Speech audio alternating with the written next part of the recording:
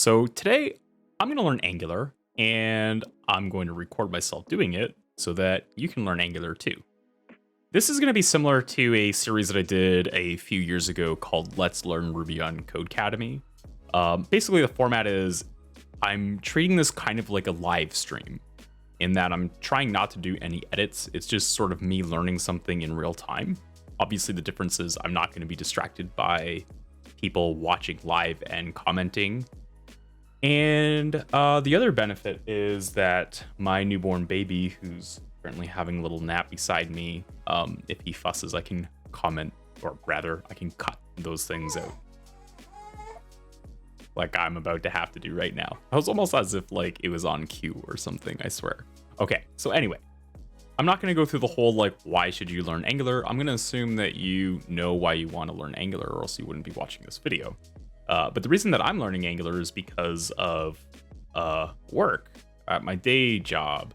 I'm going to be on a project where I'm going to have to know Angular, which, by the way, I actually do have a little bit of experience with Angular. I've been on a couple projects in the past where I think probably the longest that I've been in Angular at any one time was about 4 months, maybe a little less. And yeah, usually long distances between. And the last time that I touched Angular, I think was Angular like V6, maybe even 7. But I know that the latest version today is 12. So it's been a little while. I forget a lot, and I'm sure there's a lot that's changed in the framework too. So yeah, let me switch over into Notion, which is what I'm going to be using to take notes as I work my way through the main tutorial that's on the website. And anytime I'm kind of tackling something that is a little bit more of an endeavor, like something that's like big, like learning a framework, or like learning Docker or something about AWS, these kinds of things, I like to start by just kind of listing out some things that I already know about the technology, or I think I know, and maybe like through learning, I'll probably discover that I don't know it as well as I thought. But this just kind of helps me come up with like, what are the learning objectives? What are the things that I need to learn better? And these learning objectives will change as I go through tutorials or courses or whatever it is, as I come up with new questions. And I'm going to go through this stuff in just a second. And then, yeah, down here under concepts, I'll just be jotting down notes live in front of you guys. And anytime I come across any new like terminology or whatever, it's going to go down here in this glossary of terms. And I found this, I guess you call it a learning strategy. I use this a lot, and it helps me ramp up on new technologies quickly. I'm not always disciplined with it. Obviously, I've learned Angular before, and I didn't use this strategy. Otherwise, I could look back at my notes. But yeah, this is super helpful for me, and hopefully it's really helpful for you too. And yeah, what else is there to say? I'm going to be splitting this up into multiple episodes. This isn't going to be like one really long video. I don't know how many it's going to be. I haven't planned any of this out yet. I'm just going to work my way through at least one tutorial. If anybody has suggestions for tutorials or articles that you've seen on Angular that you think would be helpful for this, feel free to drop them down in the comments below, and I'll check them out. And if I think it's kind of cool, I'll add it to this series. So yeah, that's basically all there is. This is just going to be, I think I'm going to call this episode 1 of this whole no, sorry, I can't cut this off yet. We gotta read what I know and what my learning objectives are. So yeah, that's enough preamble. Let's get into this. Just gonna read this stuff out, and then we'll jump into the next episode. So what do I already know? Well, I know that Angular is a JavaScript framework and that it's for building front-end web applications. I know it's written in TypeScript, and that TypeScript is a first-class citizen, meaning it's sort of the path of least resistance when you're making an Angular app. All the documentation is written in TypeScript. I think some of the core features actually kind of depend on some of the TypeScript features. Maybe I'm not 100% accurate on that assumption, but TypeScript is definitely the way to go. I know optionally you can write Angular in just plain JavaScript, but I don't believe it's recommended. It is a convention over configuration framework, meaning it kind of ships with all the bells and whistles, everything but the kitchen sink. It's a lot like Laravel in that sense, which is like a back-end, well, sort of a full stack framework, I guess, right? Laravel is where I have a lot more experience, and because of that, usually more experience with Vue, which tends to be paired with Laravel a lot.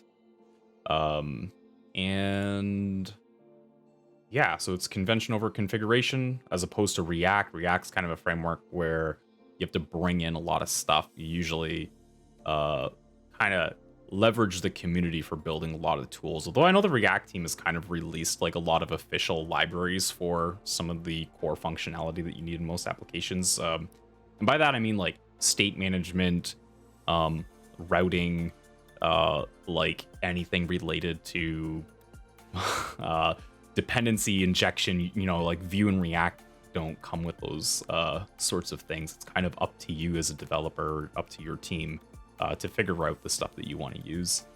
And that's one of the things that Angular does have, is it has a dependency injection library that it ships with, which is a really big difference between React and Vue. It also uses something called RxJS for state management. RxJS is a reactive programming library, something that I'm not super experienced with. Maybe it's that I'm not comfortable with it. So I've used RxJS on a number of projects. Usually it's whenever I'm on Angular, because that's kind of the default for state management. And I always get tripped up on this. It always takes me a while. Like I just have to like kind of sit down and really think about it. Eventually I kind of get up to speed and it makes sense to me, and I'm fine. But then I go months, and in this case, probably a couple of years since I've used RxJS, and I just forget it all. It's kind of a different way of thinking that I'm just not used to. Sort of like thinking in terms of streams and marbles, which is great when you have like lots and lots of eventually available data. It's kind of like the core use case of this. Also know that it's not AngularJS, which might not be obvious to everybody, but AngularJS was the OG Angular framework.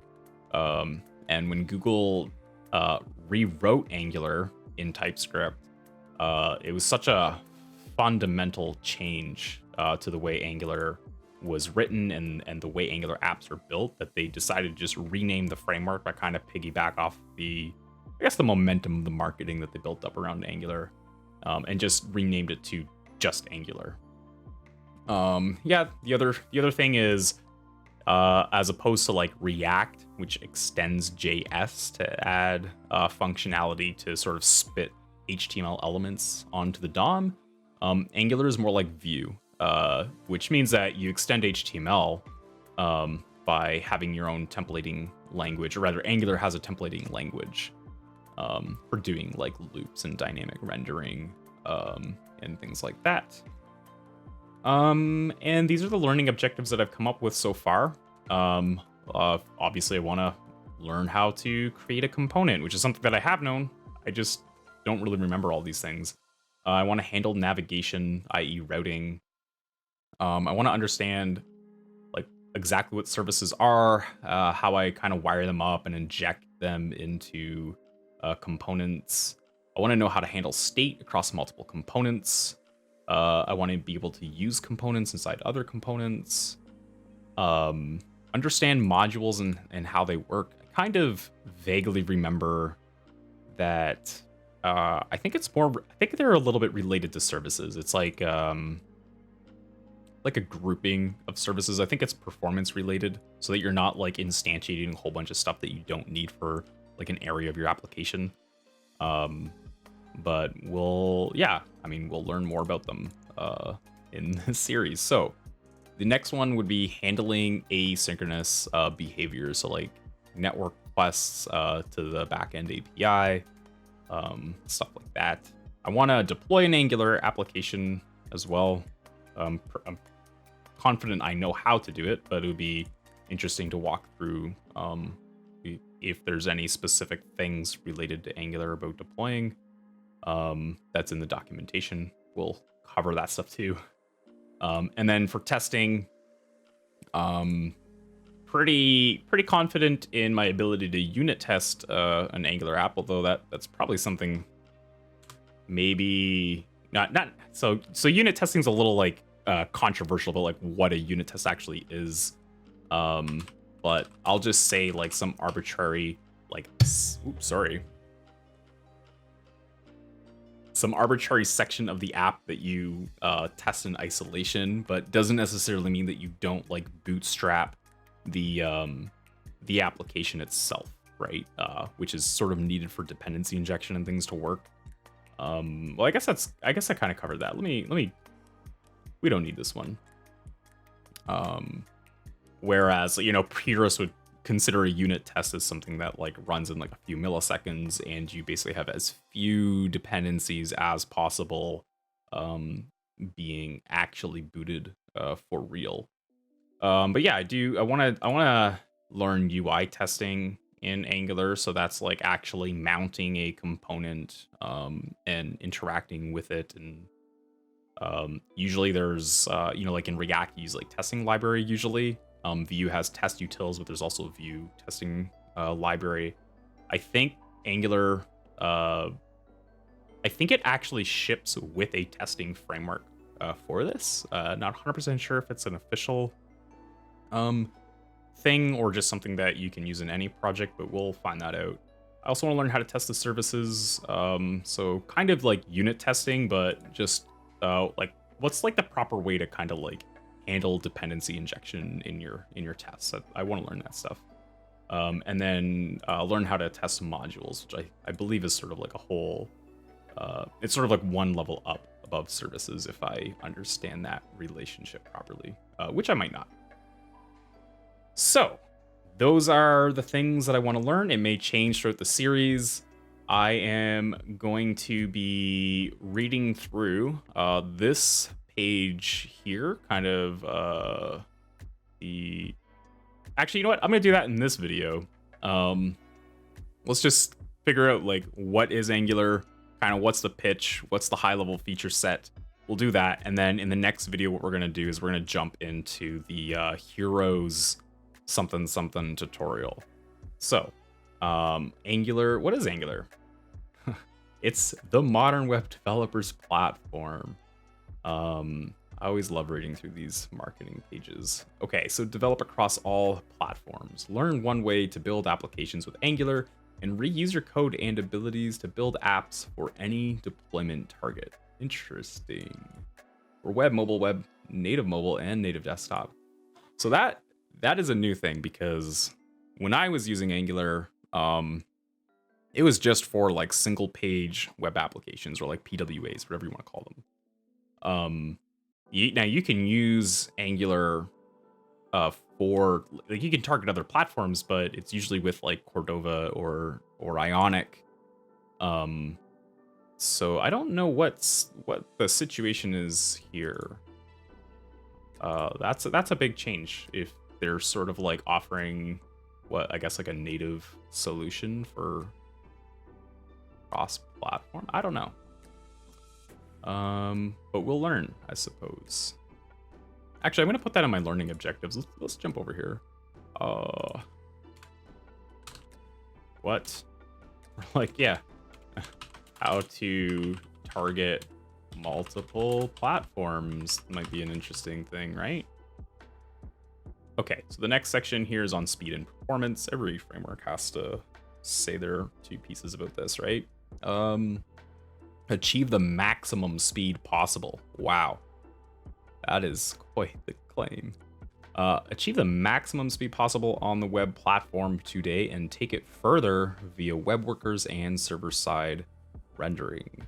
Angular puts you in control over scalability, meet huge data requirements by building data models on RxJS, Immutable.js, or another push model. Okay. Yeah, I don't have any comments on that. It just sounds like, I mean, this part just sounds like standard stuff that all the main front end web frameworks are doing today. And then I touched on RxJS. I think RxJS is really cool. Like I said, I'm not very strong in it, so that'll be probably the biggest thing to overcome in this series if we do much state management. It's just me getting familiar with that. I'm not really familiar with immutable JS, although I'm assuming it's related to like functional programming, but I don't really know what it is. And yeah, okay. So let's go on to incredible tooling. Probably is incredible tooling, honestly. So let's see. Build features quickly with simple declarative templates, extend the template language with your own components, and use a wide array of existing components. Let's see. Get immediate Angular specific help and feedback with nearly every IDE and editor. All this comes together so you can focus on building amazing apps rather than trying to make code work. So yeah, this point here is actually important because when you have like a custom templating language, like you see here on the left, they're showing a little bit of, well, they're like between these backticks here. This is sort of the template language, right? Yeah, there's like extra tooling that kind of has to get built because this isn't a real language. So if you want things like IntelliSense or like type ahead features and code linting and all that, like there needs to be an ecosystem of tooling for your IDE to get all this to work. So it's important. Loved by millions. You should use Angular because other people do. From prototype through global deployment, Angular delivers the productivity and scalable infrastructure that supports Google's largest applications. And we can try it now. Yada. So yeah, I mean, that looks like, I think that's it for basically the marketing side of this. I'm gonna zoom out a little bit. I'm super zoomed in here just for the purposes of making it super easy for people to read at home, but I know there's sort of this features tab hidden in here. Let me zoom back in. Let's say 110. Looks good. So yeah, what do we have? It mentions cross-platform. It looks like it's going to dive a little bit into more details. So use modern web platform capabilities to deliver app experiences, high performance offline, and zero-step installation regarding progressive web apps. So that's something, you know, most web frameworks kind of support now. Nothing crazy. Native, you can build native mobile apps with strategies from, oh, I see. So they're just saying you can use Cordova Ionic or native script. So it's not like, okay, anyway. They made it sound like Angular now has like support for multiple platforms, but it's like actually through other third-party technology. Unless I don't know. Does Google have anything to do with either of these three things? I don't actually know. So desktop, create desktop installed apps across Mac, Windows, and Linux using the same Angular methods you learn. Yeah, okay. So I'm assuming like they're not saying Angular can target multiple platforms. Okay, I was sort of confused by that, but now it makes sense. Yeah, and then touching on speed and performance, I guess they're just kind of going into like how it is performant.